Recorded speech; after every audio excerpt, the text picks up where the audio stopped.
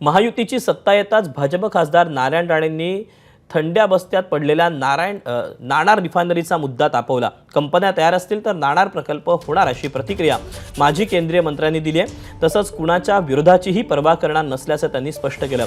तर शिवसेना नेते आणि मंत्री उदय सामंत यांनी सावध भूमिका घेतली।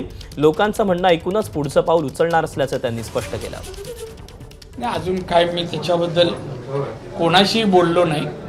आता मी संबंधित कंपन्या ज्या आहेत, मी पेट्रोलियम मिनिस्टर आहेत, त्यांच्याशी बोलेन। कंपनीचं काय होकार असेल तर मी सांगतो तुम्हाला, ती कंपनी रत्नागिरी 100% लागेल। कोणाच्याही विरोधाची पर्वा करणार नाही। याच्यामध्ये जर लोकांनी परत सांगितलं की आमचे गैरसमज दूर झाले आणि गैरसमज दूर झाल्यामुळे रिफायनरीच्या बाबतीतला आम्ही निर्णय घेतोय, तर शासन सकारात्मक निर्णय घेईल। आणि जर तिथल्या 90% 100% लोकांनी सांगितलं की याचा पुनर्विचार केला पाहिजे, तर ती भूमिका उद्योगमंत्री म्हणून मी माननीय मुख्यमंत्र्यांकडे मांडेन आणि जी राणेसाहेबांची पत्रकार परिषद झाली म्हणून आपण सांगता त्यांच्याकडे देखील मांडेन। एबीपी माझा, उघडा डोळे बघा नीट।